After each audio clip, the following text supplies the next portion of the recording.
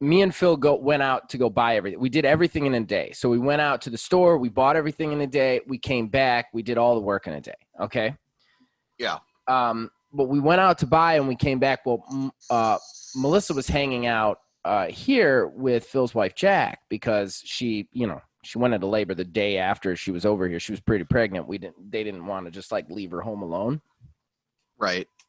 So they ended up going on this little excursion out to get these plants. Okay. So we actually got home while they were gone. And Phil's like, all right, well, they're home. Let's drill a hole in the floor now while they're not looking. And I'm like, okay, great.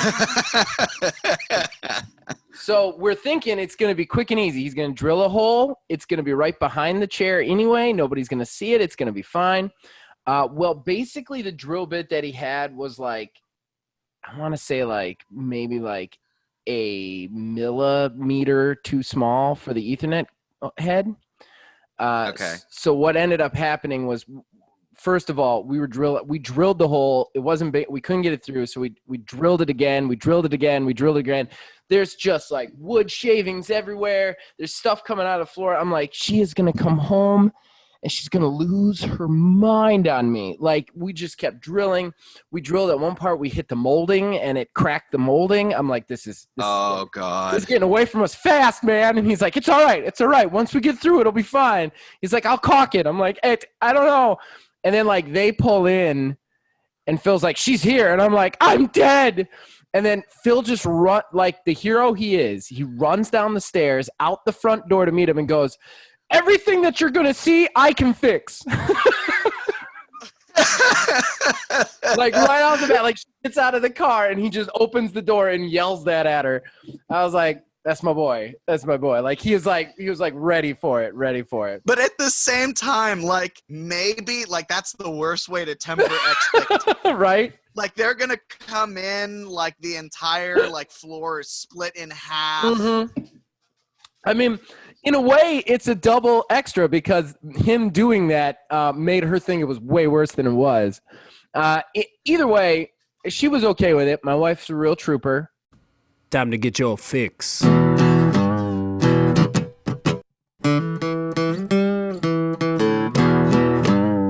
It's a horrible gaming podcast. It's not good. It's not great. Horrible gaming podcast. It's not even what you would call fair.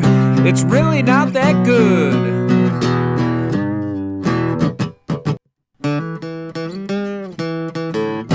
Horrible Gaming Podcast. Hello, my name is Zachariah with Old Man Gaming. Good start. Neil,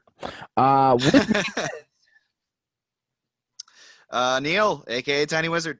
And you have, for whatever reason, decided to turn into a horrible gaming podcast. And you can tell it's horrible because of that opening right there. So, yeah, before we get into it, if you just heard that, that's my kid in the background. She's in the background, so you're probably going to hear her. Horrible is in the title of this show for a reason. And, of course, some credits. Mark Bell has done all of the original graphics you will see before you. So big thanks to him. And then, of course, huge thanks to my brother for the theme song to this and all of the shows here at Old Man Gaming.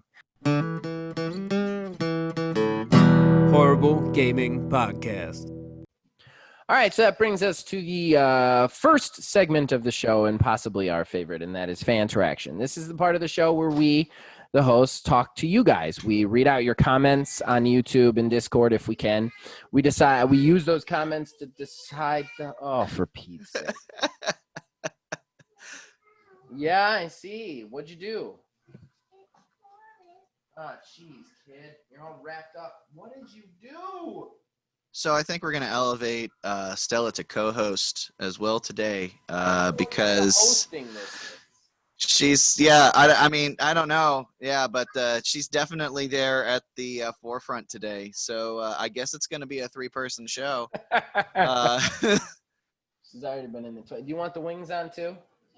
Okay. Come here. All right. There you go. Run. Yes, fly away. Okay. All right. So as I was saying, we use those comments to decide the winner of the Horrible Arena. We also ask questions of you guys just to keep the conversation going. So, without further ado, let's get into it there, Neil. Kev Too Tall starts us right off, as usual. It wasn't Burger King directly. It was a marketing company that came up with the idea. Speaking in reference to the True. odds and ends about Burger King, basically chat blasting streamers. Yeah. Burger King was just the customer that everyone recognized. He then also added, Burger King screwed up big with this, Yeah. which we agree with. He then said, I buy a game today. Next year, they release a high-res version. I get that for free most of the time. A few games ask for a couple of bucks for the new version as DLC. I think he's referring to like the upgrade stuff. Maybe it's different on the PC a little bit, I guess. I don't know. I have not been on the PC long, so only a week and a half. Yeah, no, with PC games, usually if there's like upgraded texture packs and stuff like that, I mean, you get them one of two ways. You can get them legitimately, which is just like, what they release, and I don't think those cost anything extra. Or you now have the wide world of modding available to you. Modding. You can throw whatever you want into whatever game, and it's fantastic. I can't wait to mod. I cannot wait to mod stuff. Seriously, it's gonna be magical. Don't touch that. Don't. You just gonna sit there, right there. This is going very well. Yeah, this is gonna be the episode 57 shit show. All right. So moving on. We come to the horrible arena. He says, "I vote Zach." He had more fleshed out in gameplay. Neil, your broad concept was better. You needed the details. I wanted more. I also got Kayla's vote. My vote this week goes for Project NOW. And those are the only votes. So I will happily take week 2 of the new 52. That's right. I'm going to keep saying the new 52. It's mine now. Yeah, I probably should have thought about mine a bit sooner. So it's 1-1, though. It's 1-1. Got some early drama right off the bat. All right. So with that settled, we move on to Kev Too Tall then says, the comment section is mine with a lot of exclamation points. Go away or I shall taunt you a second time. He then says, I'm currently back on Minecraft, LOL, which, stop that. Minecraft, stop that. Done with Minecraft. He then says, Avengers could end up being Battlefront 2 all over again, LOL. To which I said, that's a best case scenario, though. Battlefront really turned itself around by the end. Is Anthem they want to avoid being. And that is 100%. Battlefront is actually a decent game now. But I think the damage that was done from what happened with Battlefront is what killed the player base and sales for it. Because it was that bad that even though the game is fixed and everything, they got a lot of players back though. They got a lot of players back, a lot of player base back. They did have to work for it, but I would still rather have that than what happened with Anthem, which is basically a disc upstairs that does nothing. All right. Stella is the new show. Is the new show open? Don't change it. Well, we've held true in that regard. She's managed to get in there. And then Kayla also said, Stella will always be a part of the foundation. Old Man and Stella Gaming. She also says, I've unfortunately been working too much to really get into any new games, but I started playing Forager. Don't, trust me. Don't really get the time yet, but I don't really get the game yet, but I also haven't had much time to get in it. I don't love that game, Kayla. Just letting you know. I think you should try Spiritfarer. I'm telling you, Spiritfarer. That is a Kayla game, 100%. Did that come out on Game Pass? I know it came out. It is on Game Pass. Yeah, I have to download it. I played it through Games Pass, and it's great. Also, Neil, Moonlighter is on Games Pass, though. You should try it. Yeah, I downloaded it. But I've actually, to segue into what I've been playing. Were we done with the comments? Yeah, that's the last comment. Okay, cool. Any Discord Just to actually segue into what I've been playing, I have been playing through the Uncharted series. I have owned all of those games for a very long time, And with the first Uncharted, I just couldn't get through it because it was so rough. But I forced myself through it. And after that, they've been fantastic. In fact, in the past about 2.5 weeks or so, I've gotten through every single game. I'm in towards the end of Uncharted 4 right now. Oh, wow. Yeah, I never played 4. I actually, quick side story. I've played 1, 2, and 3. And this is a shout out to a guy. I don't know. He listened in the beginning. I don't know if he listens right now, but Thor Zednik, if you're out there, we used to do this thing where like we would just get together on like a Friday or Saturday night, just me and him. And he had a PlayStation. I didn't. He would bring it over and we would literally start at like 7:00, play all night until the sun came up and beat the game. And we did that. The Uncharted were perfect for that. So those hold special places in my heart because 1, 2, and 3 was me just like passing the controller back and forth with Thor all night long until the sun came up. Yeah, it's they're very good games. The writing in them is fantastic, everything like that. Uncharted 4, honestly, I have the special ability because of how I'm playing these games right now to have marathoned them. And while 2 was the best of the original trilogy, Uncharted 4 is absolutely phenomenal. It looks and it plays is written like a whole full-on movie. Like right. if it is anything to like comparing it to the Tom Holland Uncharted movie that's going to happen, if it's like that, they can pull it off like that. And I think it's a good format for it, the treasure hunter story. I think that it could be one of the first few exceptional video game movies. Right. Yeah, I agree. All right, so we should probably ask a question. I'm going to go ahead and ask one, and that's another simple one. What do you guys want to see more of genre-wise? Like, what genre has maybe been kicked to the wayside or is a favorite of yours that you're just like, I want to see that again? Just toss that in the comment section anywhere. We'll read them out. We'll read that out and your votes. We love hearing from you guys. Horrible Gaming Podcast.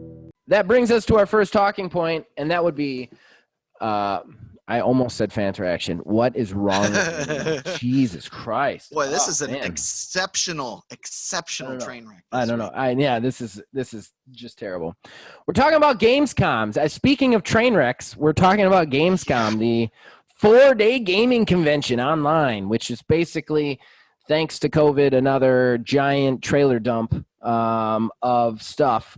Unfortunately, I was right, probably more right than I wanted to be. And when I said it last week, and that is all of the developers save their stuff for other places, their own places where they can control the narrative. And yeah, you got a lot of bullshit. Yeah, so let me start by asking, I know I watched it in its entirety, unfortunately. Did you end up going through and watching, or was it more like a highlight sort of deal? Or honestly, you probably could have just gone without it, truthfully. But which of those do you fall under? So here's what I did, because I had an exceptionally busy weekend that I could not avoid. Just every day from Thursday on was kind of a crazy day for me. So I couldn't watch these shows. However, what I would do at the end of the night when I was putting the kid to bed or whatever is I would basically go onto IGN because they cover all of the Gamescom stuff. And I would just scroll through and see everything that was announced, basically. So I kind of got the summary. I didn't actually watch any of the actual like events. But I know all the games that were announced. Yeah. I know you watched the first event. Yeah. I watched the 2-hour opening night show and angrily texted me the entire time. Oh my God. I seriously, like, the stuff that was being shown, it was stuff that we've already seen, stuff for games that already existed. I mean, the one that really stood out to me, so they had said that there's a big world reveal, whatever, of an exclusive PS5 game, and there's been a rumor floating around of one that has yet to be announced for Sony. So, I mean, me going for the PlayStation this generation right out of the gate, I'm like, okay, so I need to know what this is.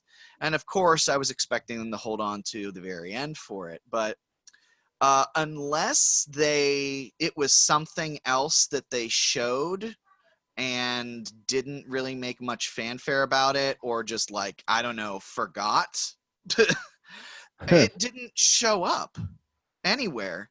The biggest, like, most prevalent game, I guess, that was shown at this show was the very last thing they said they were going to show. It was like 7-8 minutes of uninterrupted gameplay of the new Ratchet and Clank for the PlayStation 5. Oh. And it is literally the same gameplay that they already showed when they announced it at the Sony event a while back, but they didn't include the cutscenes in that original showing. They just kept the cutscenes in this one. Like, I was just so unbelievably overwhelmed from the entire thing. Like, I around the first hour is when I was like, I need to turn this off. But like, I kept holding on to maybe the promise of there being something, but I didn't even, like, I had my 3DS and my phone out most of the time. And it's just like, whenever they started to announce like a new trailer or whatever, I'd like look up for a second and be like, Yeah. The only thing that looks interesting, that I'm thinking that it's a solid maybe for me, is that Spellbreak Battle Royale game, because I remember when they had announced that a while ago, thinking that looked pretty interesting. And that's coming out sometime in September, I believe it is. Mm-hmm. So that one might be one that I check out. But like, outside of that, this show was a complete and total wash. Yeah. I mean, and it was 4 days. It was 4 days of Duster and Blood Bowl 3. Like, it was like just like trash trailer after trash trailer, in my opinion. And it was tons of little cruddy games that just nobody cares about. Like, there were a couple in there that I cared about, but like, they weren't ones that like I watched it and was like, that's really cool. I'm excited about that. No one in the world is going to be excited about that, you know? Like, and I don't know. I felt like this was a waste of time. It definitely didn't need to be 4 days. And it just goes to the fact that I think the convention stuff might be dead, because now that these game companies can control their own narrative with their own, you know, their own events that everybody's going to tune into because they have to. That's what they're going to do, man. Ubisoft Forward and the Xbox 20 for 20. I would be all of this stuff. That's how it's going to be from now on. I would be a bit more okay with it if they kind of took the same, like they took some of the best parts of E3 and combined it into that all trailer dump basically format. Right. If they took the whole month of June and just like, okay, here are all the publishers, they're all going to have their own thing, and they have everything all at once. This whole like hyping up a show that they're only going to show like 3 games at, and then say, oh, well, later in the year we've got more stuff for you, and then you got to wait around and hope, and you know, this, that, and the other. Well, thing. And I promise you, every one of these shows is going to end up in, and we've got more coming because they always have more coming. They're publishers, like that's what it's going to be. Coming. Yeah, exactly. Like when the next Ubisoft Forward comes out, they're going to show a bunch of stuff, and then they'll be like, and we've got more coming. Like that's how these are going to end. That's how it's always going to be. It's going to be just this constant. Okay, go pee. You know how. She hath spoken. Yeah, she has yelled it on the podcast. It's going to be this constant, like, very methodical and slow drip of trailers. And again, I don't like it, but I don't like it at all. I would like it if they did it right. We've talked about that on this channel before, that I think this could be really cool if they did it the way they should do it, but they're not doing it that way. They're doing it in a very slow, deliberate, annoying way, you know? Yeah, I don't I don't like this format. As you've said, I think that I think that the classic E3 as we know it is dead one way or the other. Yeah. It's just how they're going to band it all together, because I mean, the let's be only realistic about this variable, virus. It's not going anywhere. We're going to be, right. well, I mean, even if we're not in quarantine, we're going to be wearing masks and urged not to go to stadiums for probably the next 2 to 5 years.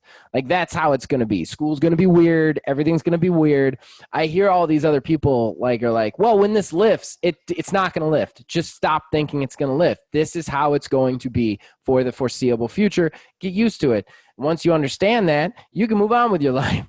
And I think that that goes this way for the gaming thing. We are not going to have those big conferences anymore because we can't.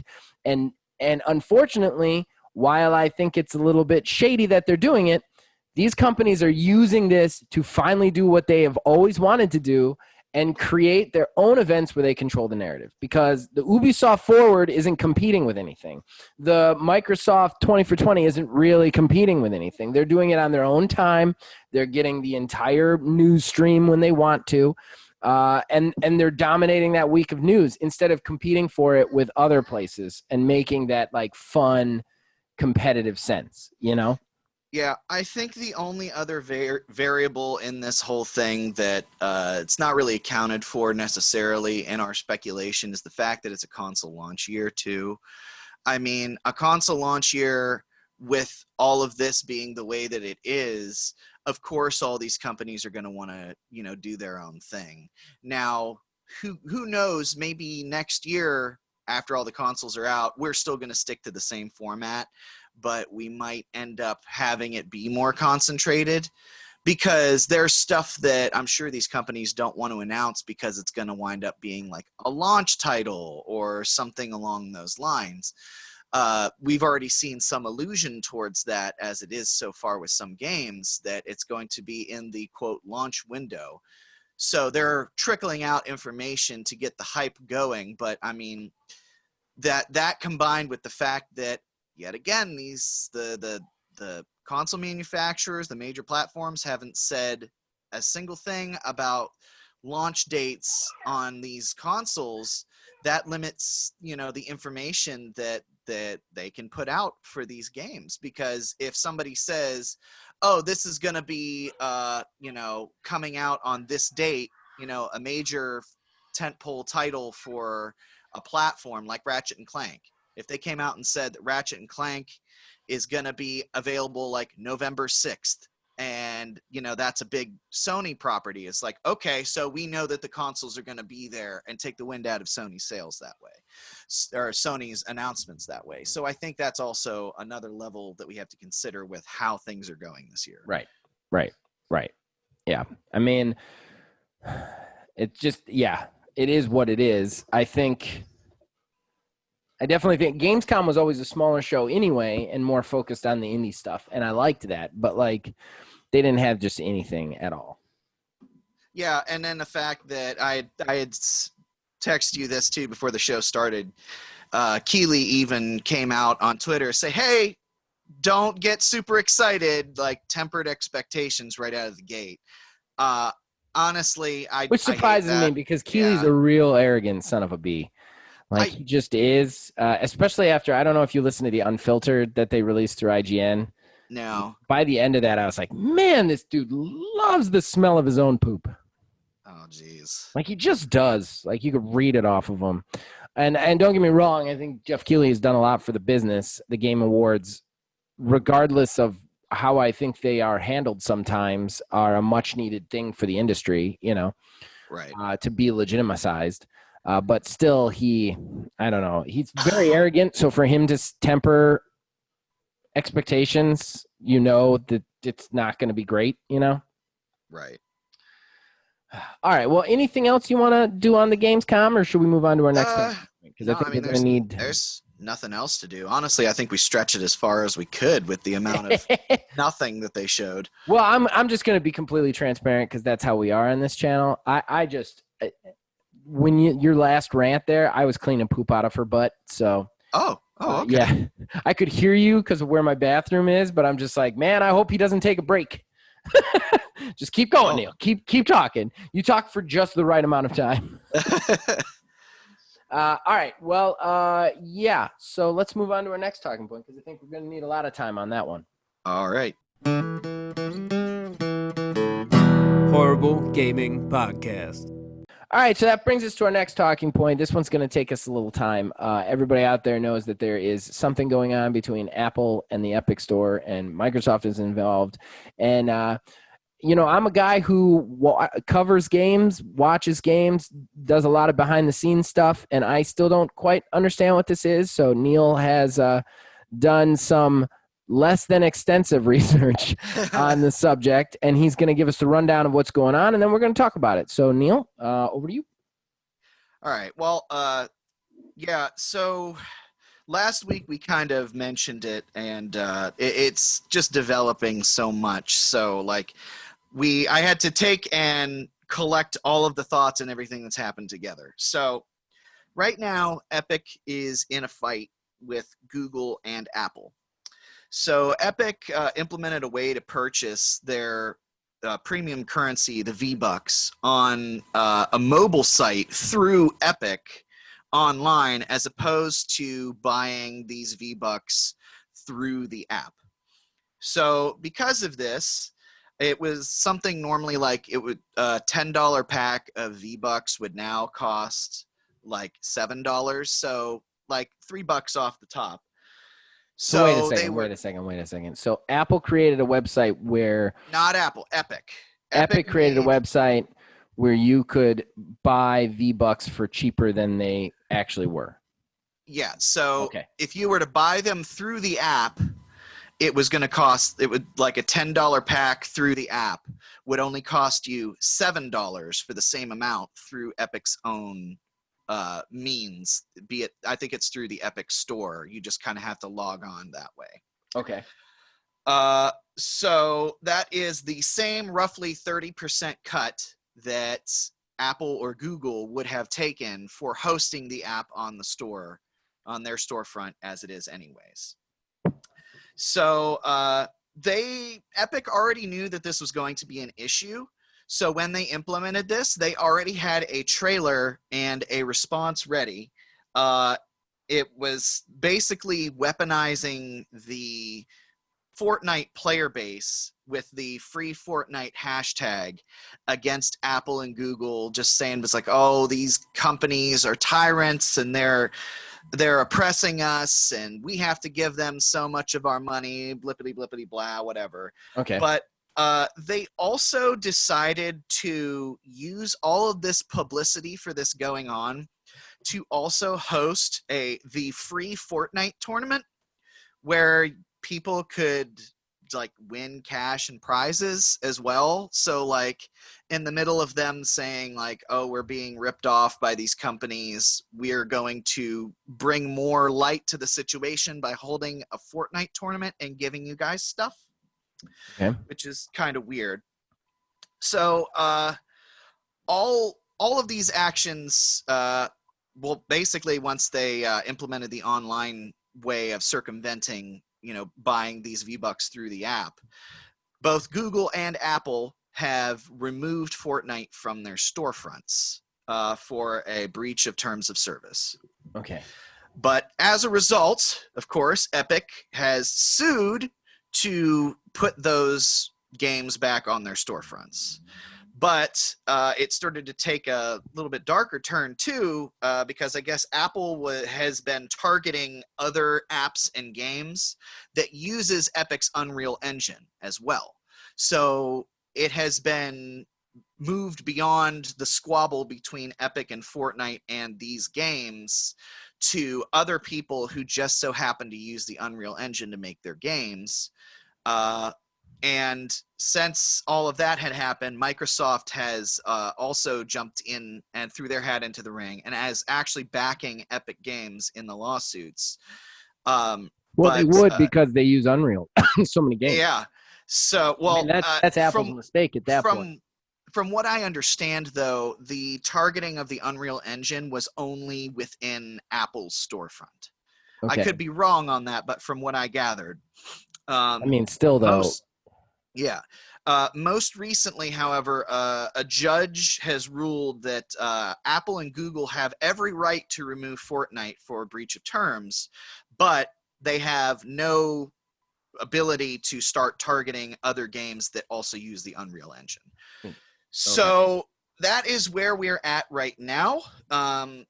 Granted, it could have gone beyond that. I did the majority of this research yesterday or the day before because like you said, I'll be honest, I didn't really understand all of the multiple levels of what was going on. Yeah, that's how I felt too. So basically, my thoughts on it is... Hold on. Before you go into your thoughts, I got to play the stupid guy because I still don't understand what started this. So, like, explain that one more time. And I know everybody out there who's already got it, who's pissed at me, I'm sorry. I want to understand the money a little bit better.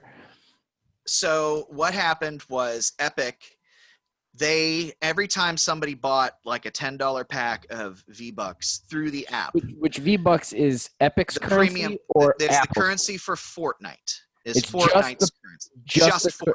Just Fortnite. Okay. So whenever you would go and spend $10 in the app, $3 of that would go to Google or Apple, and then the other $6.99 would end up going to Google or Epic. And this would only be not Google or Epic, just Epic, that is. This would only be in the situation where you are buying it you are playing the game through the Apple Store or the Google Store, correct? To my knowledge. Okay. I could be wrong, but to my knowledge that I believe this is, I'm sure like Microsoft and everyone, they also have some sort of agreement, but if their cut is different, I don't know. So just to clarify one more time, basically what happened is you would go into Epic through Google or Apple, you would buy V-Bucks or whatever, 30% of that would go back to the storefront that is hosting the game that you were playing, correct? Yes. So but the currency itself is Epic's.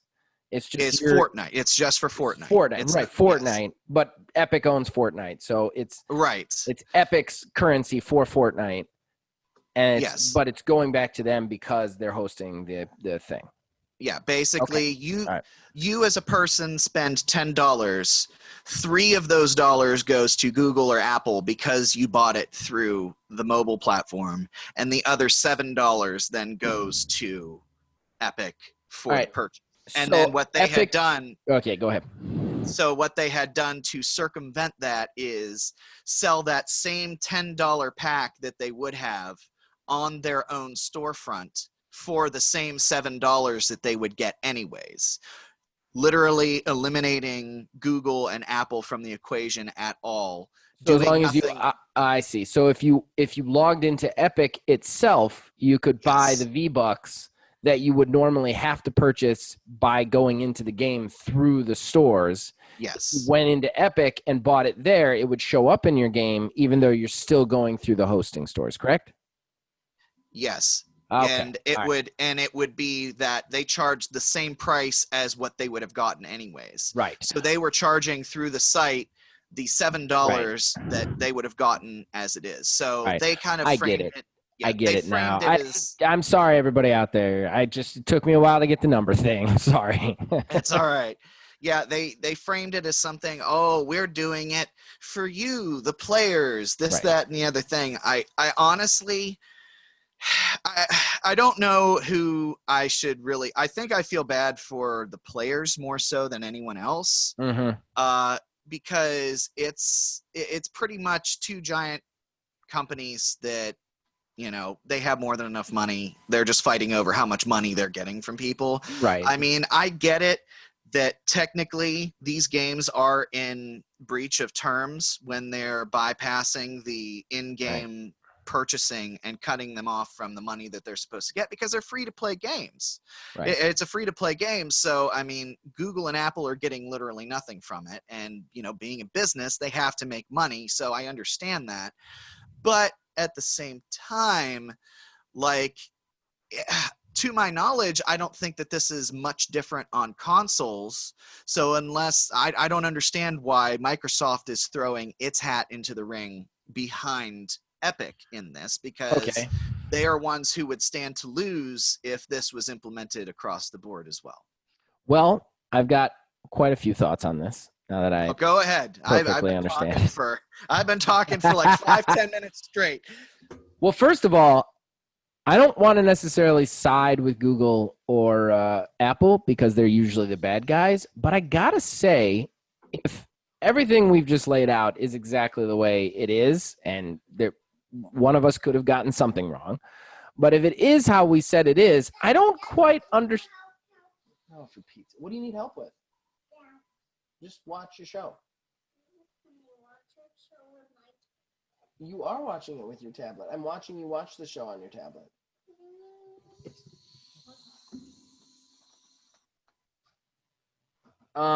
Okay. So, sorry. My kid is fun today. All right. So, if it is the way we said it, why? Why poke the bear? Like, I don't understand what the point of starting this fight was, and it's very clearly a starting of a fight. You've had this agreement forever. Everybody involved seems to be okay with it. You're not going to get more money. Like, I would understand if like they were going to charge $8 and then they got an extra $1 out of it, but they're not getting any more money out of it. So why just suddenly decide to start fighting with Apple and Google? Like, that's what I don't quite get why Epic. Like I said, I don't want to side with Google and Apple. But at the same time, you've got an agreement with them. You've had a lasting agreement with them for some time. They get 30%.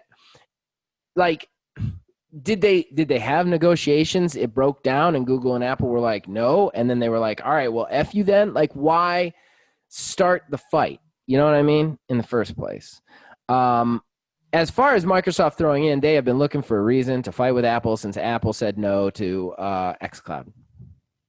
Yeah. I mean, they're going to throw in, I'm going to tell you right now, anybody who starts a fight with Apple, Microsoft is going to be like, hey, buddy, you want some money? Like, that is how it's going to be, because Apple basically told them to go F themselves, and Microsoft doesn't like it when you do that. So anytime, I'm going to tell you right now, anytime Apple is going to be fighting with somebody in a video game front, Microsoft is going to throw in their hat with them. That is just the way it's going to be. Yeah, I mean... I am honestly, that's the biggest hang up that I have too with this entire situation is why start this fight in the first place? Right. I mean, right. They're not getting anything extra from anything at all. I mean, they want to say that it's for the players, it's for the people who've been living under the oppressive boot of Apple and whatever. It's like that's a little bit ridiculous, I think. Yeah, but yeah, it's really ridiculous because you're still getting 70% of the money. Like when you're saying stuff like that, like you're still a giant company and you're actually getting the majority of the money we're spending here, which is the way it should be because it's your game. But to say that like you're living under the oppressive boot of Google and Apple and Epic, like we're living under the oppressive boot of Epic too. Like, I mean, like if you're gonna say that for them and then do the exact same thing, like it could be one thing if they were like, hey, we're just gonna give you this shit for free if you go to Epic Store. Then I'd be like, okay, you're altruistic, I got it. But you're still making 70% of the funds from either place. Right. So what? Like I feel like this is a retaliation move for something that we might not know about. Like that's what it would be for me. Like if I went to the boardroom and I was like, hey, we'd like to negotiate for more money on our end or for you to reduce the amount that you're taking. And then did Google and Apple be like, nah, fuck you. And then they were like, okay, well, this is what we're going to do. Like that would make more sense to me, but we're not hearing anything about that, you know? Well, since this all began, I guess Apple has come out and said that they're willing to make negotiations to bring Fortnite back onto the App Store. I don't know about Google per se, but at least Apple. But it's like they know that it makes them dumb money. They know that they're making money from it, but like I almost I get the vibe kind of that it's like the only thing I can equate it to is you're in high school and your girlfriend just breaks up with you out of nowhere. And you're like really confused as to what happened. And she says, oh, well, this, and this is why I'm leaving you. And it's like, but those have always been things and you never talked to me about it, but you're just going to like up and do your own thing. I mean, you do you, I guess, but I think that Apple and Google definitely are losing money by not having Fortnite on their storefronts. That's for certain. Yeah. But I mean, we also have this weird stuff going on right now too, is people are selling their phones that have Fortnite pre-installed with them. Right. I'm actually gonna look it up here real quick. But like I had seen that there were phones that were going for hundreds of dollars that had Fortnite on it. So it's like clearly like this is something that people want. Right. This is something that people want and everything like that. And why they would not be chomping at the bit to get, any way they could, even if Apple and Google only take $1 as opposed to $3 to get it back on their storefronts. It just doesn't make sense to me. Yeah, it doesn't make sense to me. It feels like Epic woke up one day and decided, I want to start a fight. Like that's or like they're doing that homework from Fight Club where they just have to go out and start a fight with somebody. Like that's what it feels like. It feels like they lost a bet somewhere. And I don't know. I don't get it. Either that or maybe they're trying to garner something out of Microsoft with this, which they might be. I don't know. I feel like there's something, tinfoil hat halfway on. I feel like there's something we don't see here that's going on to make this situation in the first place. Right. Yeah. And if there is, I don't think we'll know anything about it at all because I think that would have been made public before this all went down. No, I know. If it helped a party, they would have said something. You know what I mean? Right. So, because it's all about public opinion now, and I feel like if they had garnished, they could say anything that would garnish some sympathy for either side, somebody would have said it. Right.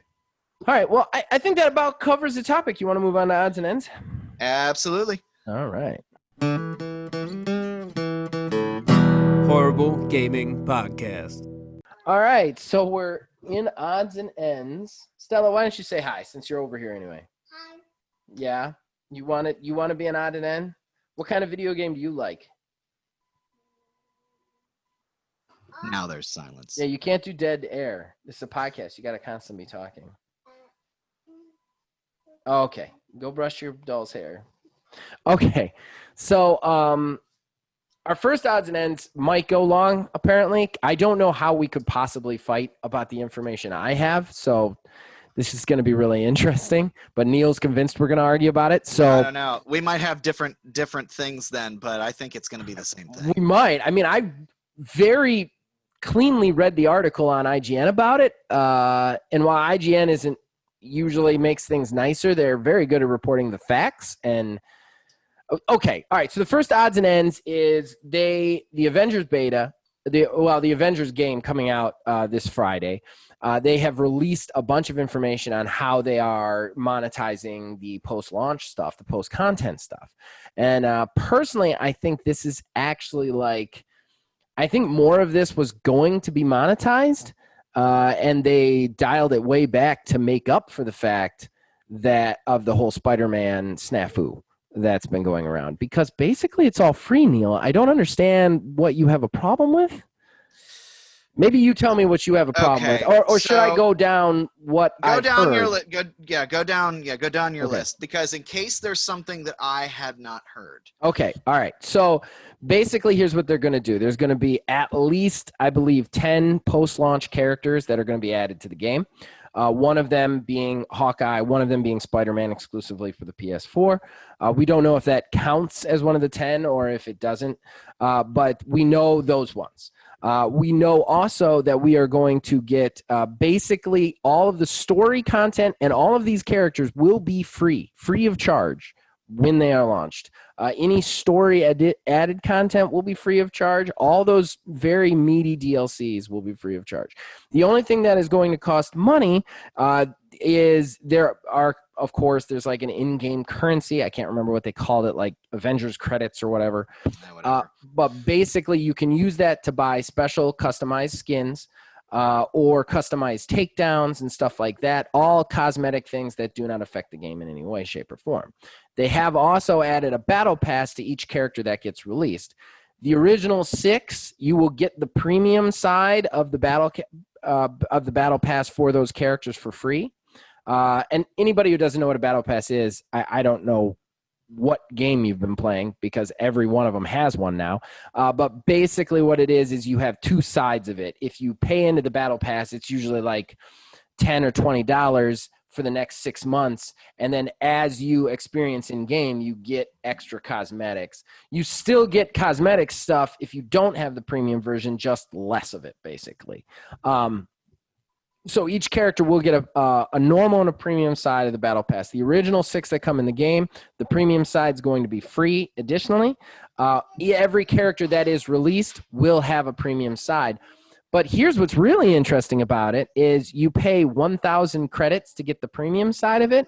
But if you manage to unlock everything in it, you get the credits back.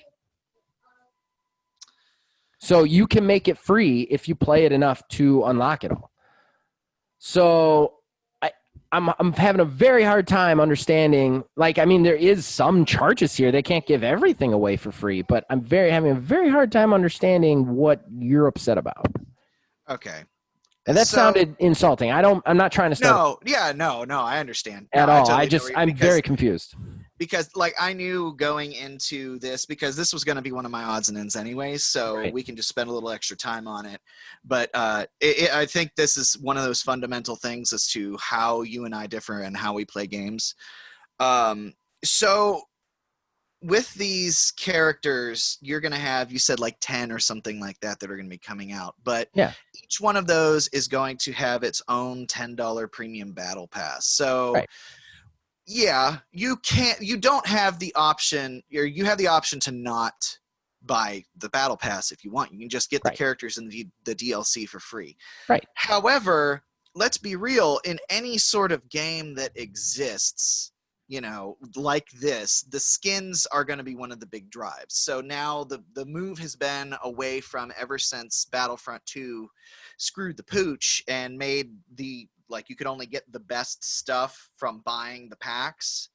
That everyone's moved towards cosmetic stuff. But when you play games and stuff like that, the drive for these things is the cosmetics for them. So, I mean, obviously you have to have a reason to buy it.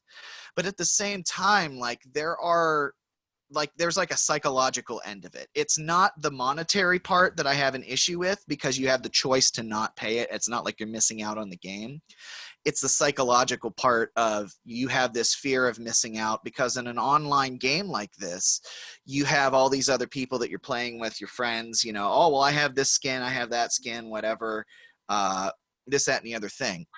I also don't like the fact that you can get your credits back if you buy the credit way into these things, but then you're on a timer. And then you're like almost manipulated into staying on that game, playing that way, even if you don't want to, because then that comes across as like, well, this is an investment that I can get back. Sure. But then you're locked into doing that within that certain amount of time to make sure that you can get that return on your investment, or it's just gone. And you have to basically... What do you mean? Are you kidding me? Like, they're basically giving everything away for free. They're even giving it away for free. They're just putting a little bit of a timer on it, and you're still upset. How are these companies supposed to make money, Neil? Well, I think that they should charge for the DLC then. I don't want it. What? So let me get this straight. Let me get this straight before we continue, because this is now upsetting me. You would rather them charge you for the story content or the character content than stupid skins you don't need, which you could avoid buying. You would rather that? Or are you fucking out of your mind? like I said, this comes down to the difference in how we play games. Because, again, if I'm done with a game, I'm done with a game. I don't need to have a game that's always constantly changing. I like the idea of knowing that a game that I get is going to end. So I have a goal to work towards. Okay. But that would mean that you'd be on my side because you'd be getting all the story content for free and you wouldn't have to worry about the stupid extra skins. Which is fine, but I mean, you look at the games that I play and how long I play them. Like, I actually covered this in my opinion video. If anyone wants to go check that out, who hasn't checked it out yet, please go ahead. Oh my God, wait for the plug. It was very good, but wait for the plug. I figured it was a natural fit. But like, there are games that I've played and I've only played through once. It's a finished thing. Even when a DLC, like as an example, when I came back to Kingdom Hearts 3 after the DLC came out for it, the DLC was trash and I regret ever buying it. But still, like, I had no reason to go back to that game other than the DLC. Right. So, sure, you can go ahead and get it for free, but a live service game is supported for years and years and years. There are games that I have that have DLCs come out. I just wasn't that into it. I don't want to feel like I'm missing out on something because I'm not taking advantage of it literally just because it's free. Like, I don't. If you're a fucking lunatic. I cannot agree with. I can't even sit here and go, well, that's just your opinion. You're a goddamn lunatic. But they're giving you something for free. Yeah, they're giving you something for free, but if I didn't want it in the first place, why am I going to go after something that's free? Then don't. Then play through the story and be done. But on a completely on a level that has nothing to do with you and my opinion. This is one of the best ways to like make money, but also keep everybody happy. I don't disagree with the monetization because you have the choice. It's not like you're missing out on all of the things. It's skins and stuff like that. But again, like, those skins and cosmetic things are just as much of a driver to play a game as the actual DLC story content. You're still going to be able to earn skins in game though. Right. Like, I mean, right. But there are going to be some that are inevitably strictly only behind the paid storefront or the battle pass. I don't understand how you wouldn't rather have that than have locked content. Like, I don't understand. Like, even if you never wanted to play it again, just from a standpoint of like, would I rather have the content or this stupid skin? Like, you would rather have the skins for free. Like, I would rather them charge for the stupid shit I don't need so that I can avoid paying for it. And get the story and character content for free.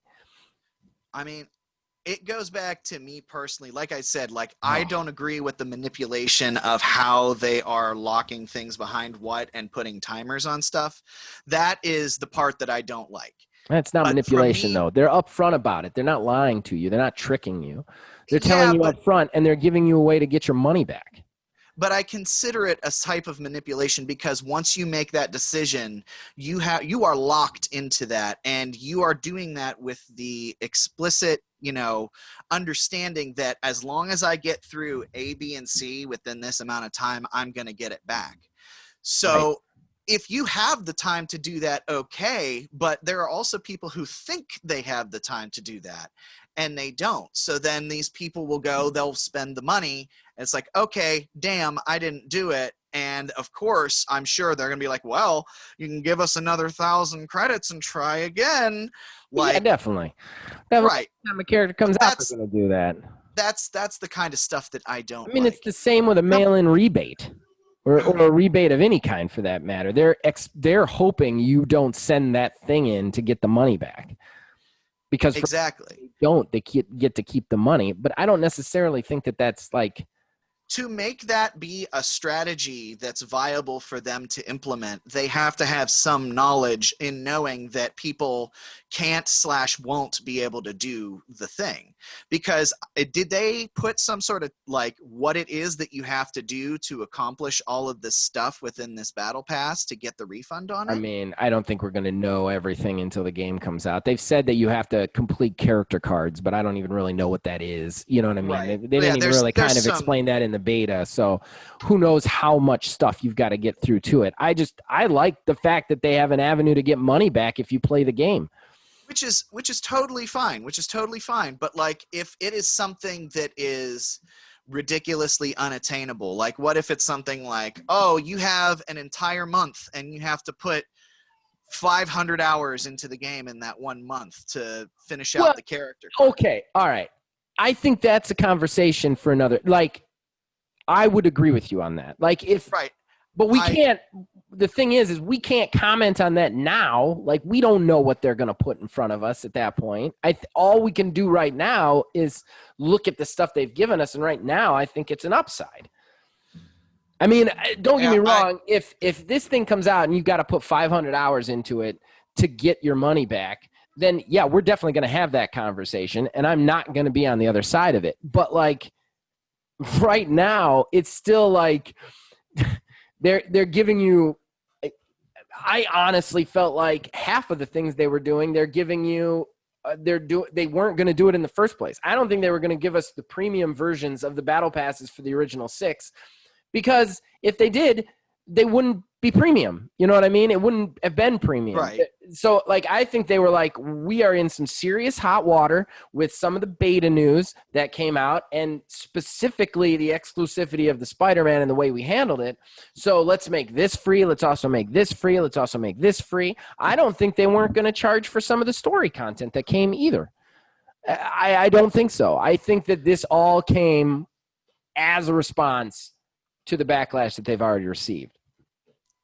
Yeah, I mean, I will say, because like I'm always the bad guy in these sorts of conversations. I don't think you're always the bad guy. I think there's a lot of people who agree with you. I don't, maybe not today, because I think some of the stuff you said is just crazy cakes, lunatics, bananas. But I think on the games as service, there is a lot of hate for games as service. It's why people avoid saying the phrase as much as they do.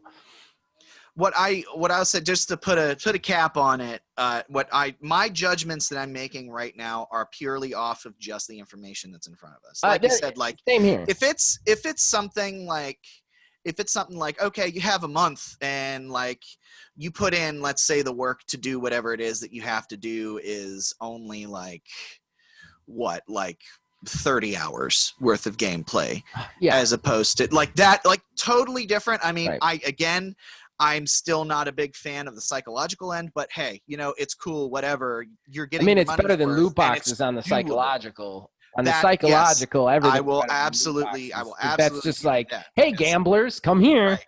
Yeah. Let us own you. 100%. Literally 100% in that regard. So yeah, I guess in that regard, it is better than the loot box sort of situation, but it all remains to be seen. Like, remember with Battlefront 2, like, oh yeah, sure, you can go ahead and earn these characters in game, but it was something that they had said it was like 300 or 500 hours per character. Right. Well, and there's a big difference there too. And that is Battlefront 2 is a multiplayer versus a competitive situation in which people could pay to win. That was the big problem, in my opinion. I know that the loot boxes blew up into the gambling stuff and everything, but if you got really down to brass tacks of what got gamers mad in the first place, it was this guy over here can spend $50 extra on the game and beat me every time. And from what I understand, that's a problem. Ahead. With this one, you're not – there's nothing that you're buying that's going to make you any better than the other guy, other than maybe you can have Fat Thor. You know what I mean? Like, it's not going to make you actually statistically better than another player.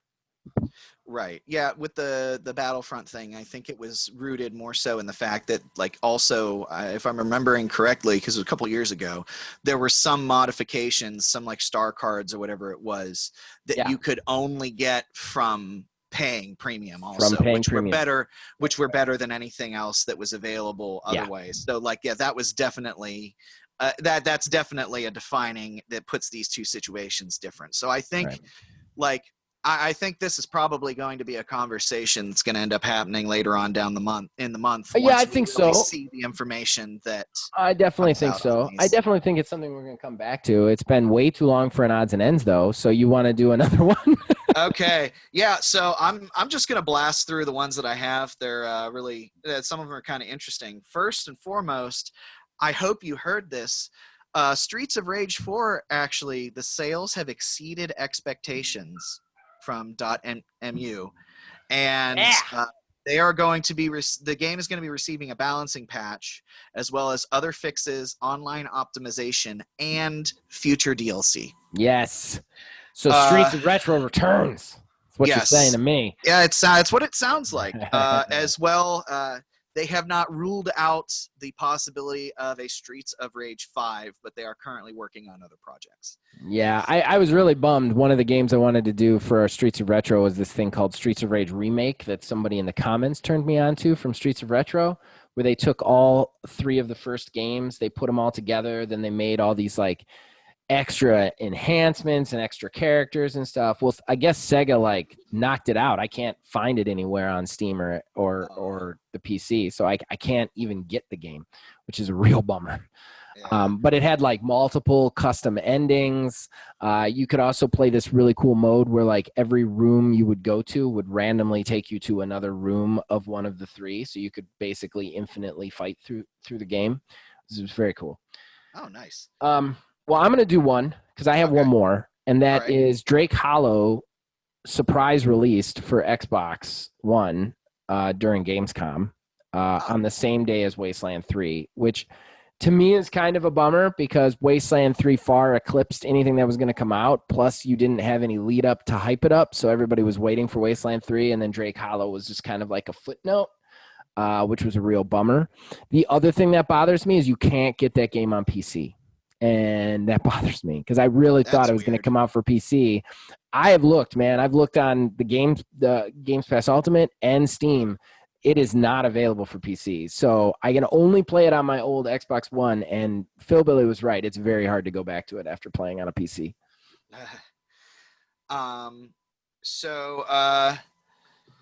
One of the things that was shown off at Gamescom that wasn't anything new, Doom Eternal, the first story DLC, The Old Gods Part 1 is coming out.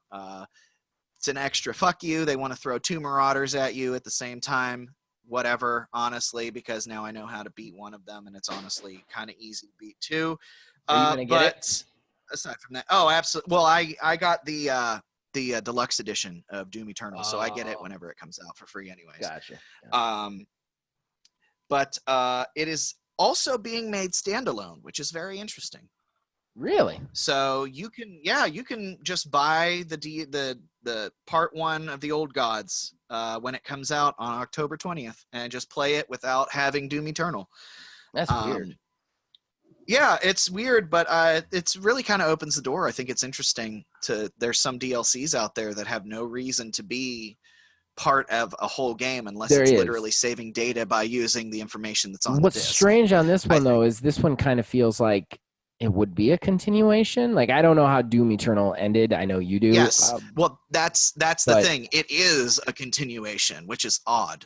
Right. That's what's very confusing. Like, it'd be one thing if you're talking about like I think Assassin's Creed Rogue had one, or Assassin's Creed Black Flag had one where you were a completely different character. And I'm like, that would make sense as a smaller little game. But like, why would you want to play just part 2? Right. You know? Also, good news for PC gamers, i.e. you. Yay. Sony is actually exploring expanding their first-party selection games to the PC. So we already have Horizon Zero Dawn. Oh man, I'm gonna tell you right now. God of War also came to PC. Oh, I don't care about God of War. I will never care about God of War. Horizon, out there giving me hate. Fuck that game. I'll tell you what, Horizon Zero Dawn and Ghost of Tsushima were very hard for me to like force myself to not buy right off the bat.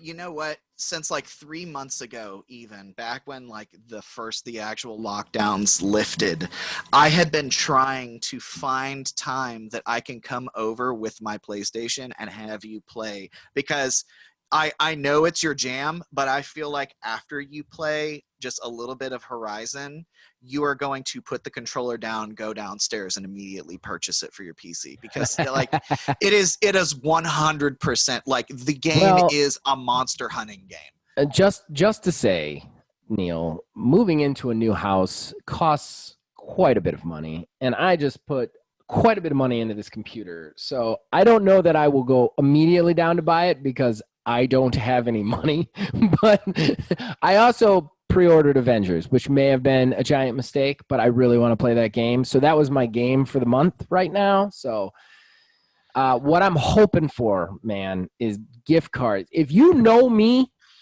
and you're planning on being close enough to me to celebrate my birthday with me, gift cards. Gift cards to Steam, gift cards to Xbox, gift cards. That's what I want. Gift cards. Don't buy me anything. Just give me gift cards.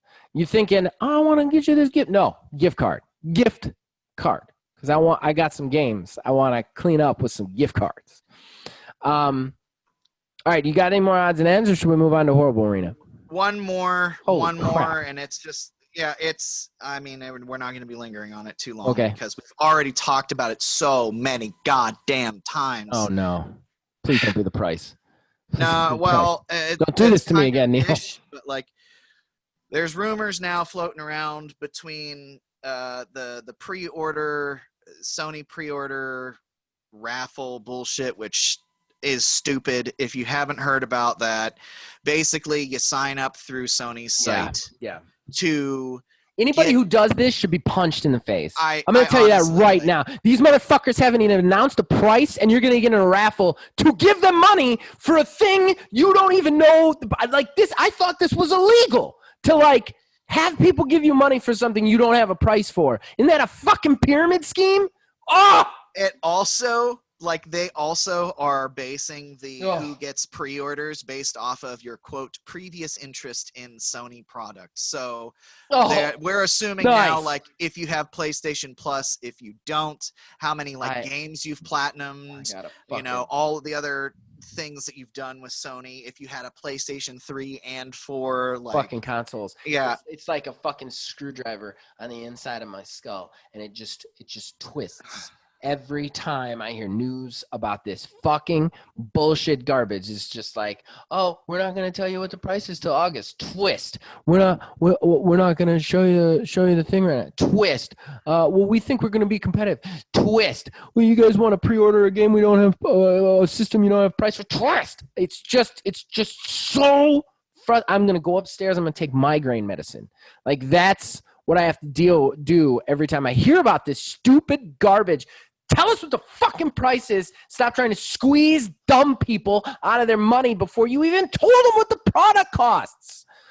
Well, apparently. Could you imagine if that's how you had to buy milk or fucking bananas from a store? Like, if you had to go in there and be like, we don't know how much the milk is going to be this week, but, you know, you've drank a lot of milk this week. So do you want to pre-order the milk? You give us like $2 and then we tell you, like, could you imagine if that's how fucking businesses worked? Is that how it worked when there was like milkmen back in the day, though? I don't know. I think you just paid a fee. Like, you paid like a fee, like it was like a paper. Yeah, like you paid like a monthly fee and you got your fucking milk delivered. I don't know. But the whole thing that I was getting into, apparently the rumors are floating around now, sure, whatever. In the next 2 weeks, we're going to have information on the console, because they opened the pre-orders and they're like, oh, we'll give you enough time, and it's coming. Don't worry, it's coming. Apparently, I guess Microsoft is also like, yeah, we're coming too, but like, whatever. Yeah, that's fine. Tomorrow is September. You know what it's like? It's like you pay a hooker to give you a fucking handy, and she comes over once every day and strokes your cock once, then gets in the fucking car and drives off until tomorrow. That's what this is like. It's like a 5-month single handy. That's what it is. Oh, I'm so mad. We need to move on. Well, I mean, that was it anyway. So, All right. Horrible Gaming Podcast. All right, that brings us to the end of the show, the moment you've all been waiting for, the main event, the Horrible Arena. What is the Horrible Arena if you have never listened to the show? Well, you should listen to the show more, but it is the fact where we, the co-host, will pitch a game. We pitch this based on pre-existing criteria that we never seem to remember to announce, but the one we were doing this week is a tycoon-style game. Now, we will pitch the developer, the title of the game, and then the pitch of what the game is itself to you guys, and then you guys get to decide which one you would spend your hard-earned money on, and you can do that in all the places that we tell you in the plugs. So, the Quantum Coin has been tossed. Neil won it. He gets to go first. Take it away, Neil. Tycoon-style game. all right. So, my game is going to be called Project Political, and it is going to be done by 2 Point Studios, the people who did 2 Point Hospital, because they have a nice, funny flair on everything. I think right now what we all need in our political climate and everything that's going on in the world, I think that we need a satire political game, and I think Project Political would be great for that. You would start your own political party, and it would run against pre-generated or two pre-generated political parties. You would be the figurehead of your own party, and you would work your way through the country of your choice, whatever it would be. I don't think America would be a good one for that because you got to keep it light. But you go ahead and have my mind just totally went blank. I derailed. God damn it. You would have your political party.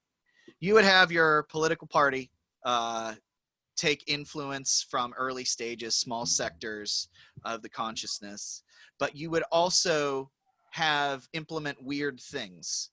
So like you could experience something like corruption would be like your characters, if they're in your political party or other political parties, would show as like weird glitches and stuff like that. And you would try to weed them out the best you can to well lubricate your political party to go ahead and expand within your own country. And then once you actually have that country under your own political influence, you would continue election cycles and basically run against these other randomly generated political parties and do whatever you could for your country to keep them under your own political control. You could also have this political influence reach out to other parts of this tycoon world and influence your political ideas upon them and try to change the world as a whole. Eventually, you would only rest when the entire world is under your control, because let's be real, the only way any political party is ever going to rest is when everyone thinks and acts exactly like them. And I think that would be a nice kind of like satirical look at political function as it is in the country and the world as it is right now. And yeah, so that's my Project Political. I'll be honest, I don't think this one is going to win out this week. But I don't know. I was thinking about this, and I think that it would be something that would be funny to, kind of take our minds off of everything happening in the world and putting aside our overarching differences and kind of opening up a dialogue in the real world by maybe something just as small as turning politics into literally the thing that it is, just a game. And a joke. A joke. First of all, I just want to say, Neil, this is a really cool pitch. Like, I really like it, and I would probably vote for yours knowing what mine is, which is surprising to me because of what I'm about to pitch and how much I hate politics. But that, especially with the developer, is perfect because I actually played the crap out of 2 Point Hospital, and I would never have thought in a million years I'd want to play that game, but I loved that game.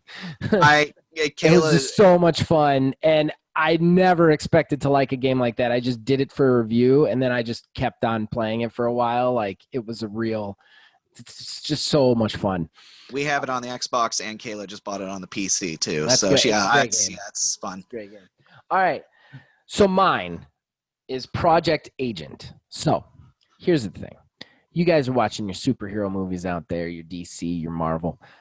You're all thinking to yourself, what is the thing that unites all these superheroes, that keeps them all together, that decides really everything? And that's not the superheroes, guys. It's the agent. You're like, what agent? Nick Fury, Amanda Waller, Agent Coulson. The guys who are just guys who know how to put the superheroes together and how to implement them in a way to save the city. So my developer's going to be In Exile. I know they don't do games like this, but I'm playing a lot of Wasteland 3, and that game's freaking amazing, so I'd love to see them do this. But In Exile will make Project Agent, and Project Agent will be, you will get a city, a custom city, just procedurally generated to you. You get to then start it by building your very first Avengers, whatever, like tower type thing, like a layer, basically. Then, after that point, you start to get to recruit superheroes. The superheroes will be procedurally generated as well. They will pop up in your city as time goes by. They will also take different chunks of it. You know, like Spider-Man had Manhattan and Daredevil had Hell's Kitchen. You know, they'll pop up. They'll have different powers, whatever. And you get to decide whether these are superheroes that you want to bring into your organization, superheroes you want to watch very closely, or superheroes you want to quell, like Punisher or whatever. But that's not all. Crime and villains, they also pop up, and you get to decide which crime and which villains you take on, how you deal with them, what superheroes will go to.